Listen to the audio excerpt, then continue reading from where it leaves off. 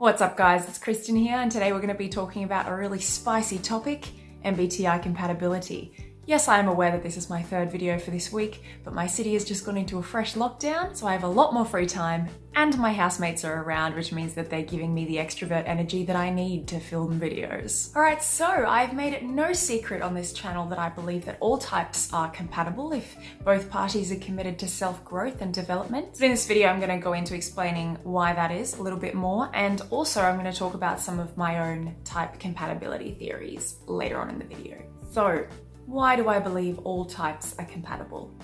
I'll try and summarize. It has been my observation throughout the period of my life that all human beings deep down value authenticity in others. And so if you're just being your true self without trying to impress others and letting your actual personality shine through, and especially if you're confident and happy in your actual personality, then other people are naturally going to be drawn to you, no matter how different you are from them, cognitive functions notwithstanding. And this is because people can sense and appreciate authenticity. My ISTJ housemate, for example, and she doesn't mind me saying this, I know because I flagged this with her, does not use or value FE, extroverted feeling, but she's drawn to natural FE users because she can sense the authenticity of their extroverted feeling. Even better if the FE user understands that not everyone else is going to use FE and so allows my FE lacking ISTJ housemate to be herself around them without expecting those FE cues. Whereas if someone is faking FE, my ISTJ housemate, and I feel like all of us to an extent,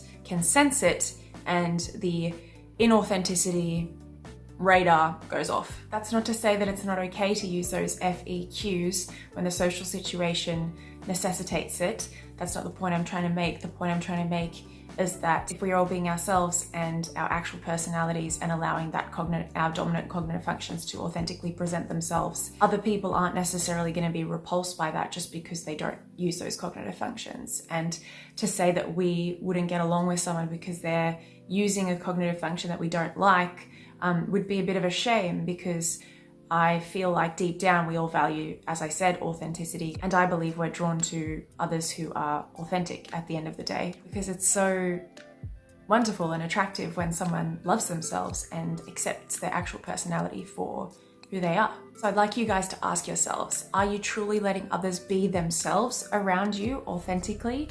And are you giving them the space to be free to move in their dominant cognitive functions? And even if their cognitive functions are different from yours, is it not just incredibly refreshing to be around someone who's happy with who they are? My point is that if we're all just striving to be good people and face our wounds and work on them and develop our self-awareness, we can be compatible with any type, because our expectations that others are going to be like ourselves will be stripped away and our ability to accept them in their dominant function will improve. For instance, after diving deep into the MBTI theory and cognitive functions, I personally can now spend time around INTPs, ENTPs, ISFJs, and ESFJs, all of whom have completely different cognitive functions from mine, and somewhat understand what their needs are and therefore know what I need to do in order to allow them to feel free to roam freely in their cognitive functions without judgment from me or feeling stifled by me, which ultimately is going to help them feel relaxed,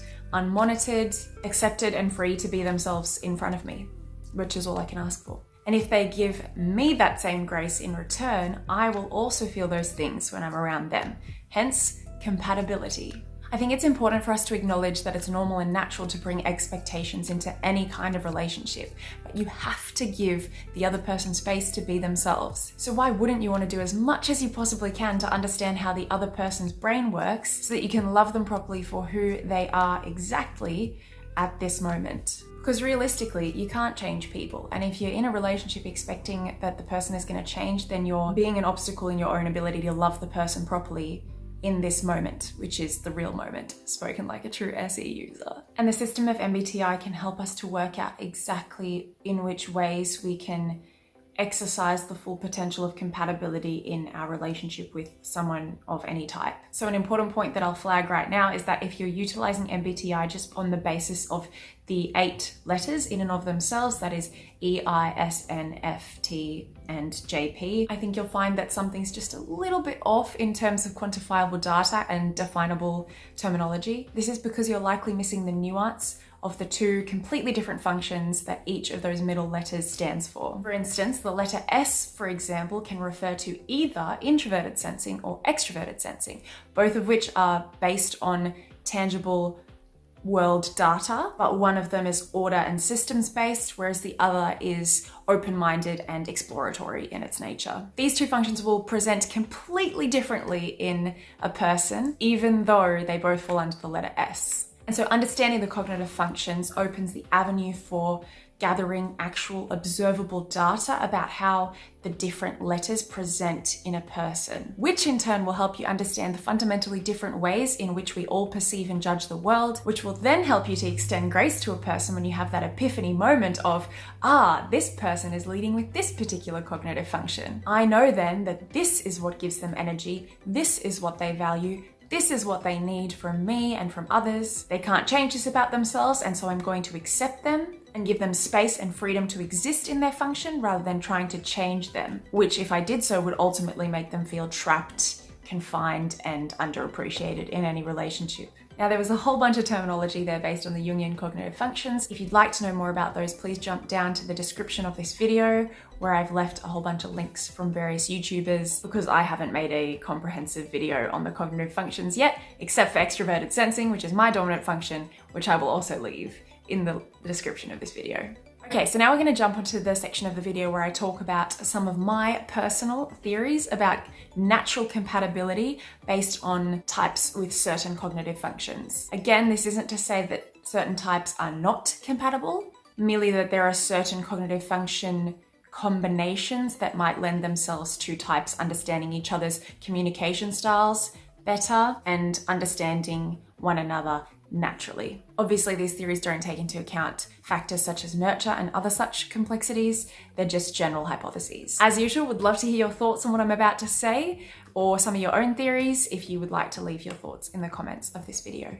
Would appreciate that. So my first theory is a simple one, that all extroverted types will be compatible with the introverted version of that type. So for instance, ENFP with INFP, ENTP with INTP, ESFJ with ISFJ. This is because all of these types will share all four of their cognitive functions, just in a slightly different order. This will mean that their communication styles and their preferences for where they get their energy will be hugely similar, but they will still be different enough to allow for each other's needs in terms of their extroverted needs and their introverted needs. I have personal evidence in my life that these pairings work really well, and I would love to hear your thoughts in the comments of whether you agree. My second theory is for any kind of relationship, not just romantic, so for friendships as well. And the theory is that types will be compatible if they share all four of their functions, just in a different order. And I've put all of these groupings on the screen for your reference. This really rings true for me in my life. I find ISFPs, INTJs, and ENTJs an absolute breeze to talk to, and I feel like they understand my communication style. We get along with each other. I don't naturally have to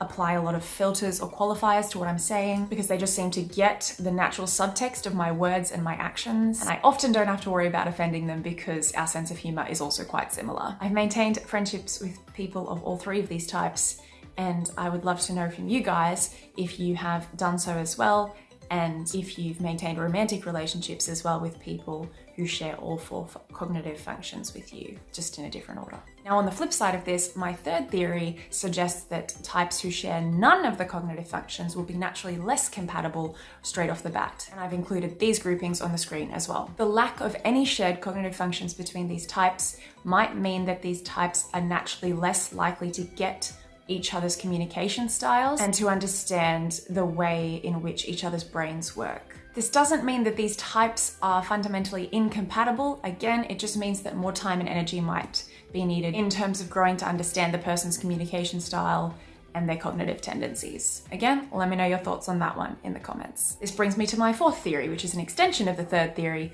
but might be a little bit more complex. This is that a certain type, let's call them type A, will be naturally less compatible with a type B, whose trickster function, that is to say their seventh function, is type A's dominant or auxiliary function. For quick context, the trickster function comes from Jungian analyst John Beebe's 8-function model and is commonly known in the MBTI community as the function that we value and use the least. Therefore, it is the weakest and the hardest to control. It's neglected, it's underdeveloped, and therefore it might present in toxic or unhelpful ways. And the theory is that you can't necessarily develop the function in the same way that you... Sorry, I saw a fly. I thought I saw a fly, but there wasn't a fly there.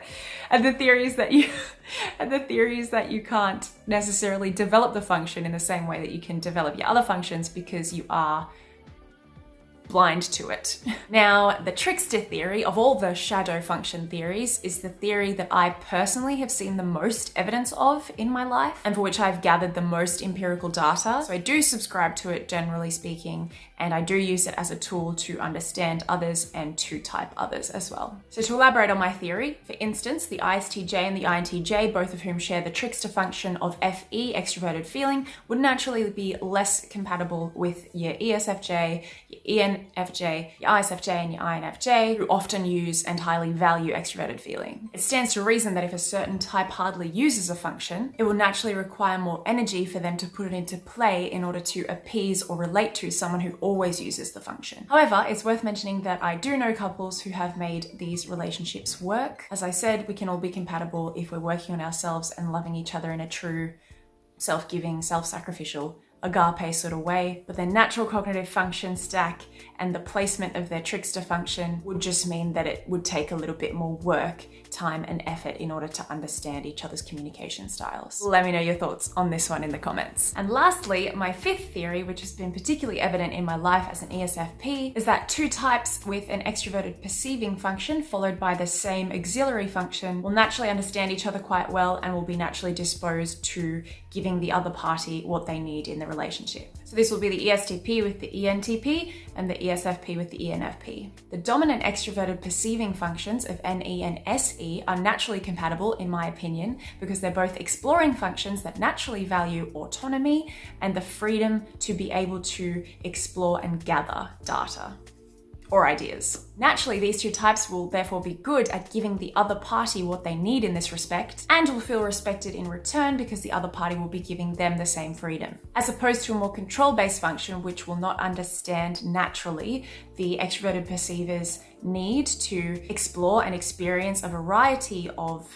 tangible experiences or ideas and concepts purely for the sake of the process and the journey, not just for the outcome. The added factor of the same auxiliary function will mean that the types are making judgments on situations using the same tool, whether it be with their inwardly created beliefs and values or their logicized rules and protocols. Naturally, however, these types will be quite similar, so although they will be able to understand each other quite well, they are likely to have the same shortcomings and potentially vices, which is a whole new kettle of fish. It's worth noting that this theory that I've constructed does not work with all of the cognitive functions on the same axis. For instance, an extroverted thinking type with an extroverted feeling type, because those are judging functions that are based on order and control rather than freedom-based functions such as the perceiving extroverted functions. So this theory, for instance, wouldn't apply to the ENTJ and the ENFJ and the ESFJ and the ESTJ. Happy to be proven wrong on this though, if you guys want to let me know your thoughts in the comments. Okay, that's it for my completely legitimate compatibility theories, guys. Obviously, I said a lot in this video and I might have thrown out some outrageous claims in some of your eyes, so feel free to let me know your thoughts on literally anything that I've said in this video in the comments below. I've also included a series of links in the description of this video that will help to extend your knowledge on this stuff, so I'd recommend checking those out if you want to know more about the cognitive functions. Thanks for watching this video, guys, and thanks for this awesome week of YouTube. It has truly been a blast, and I'll catch you next time. Bye!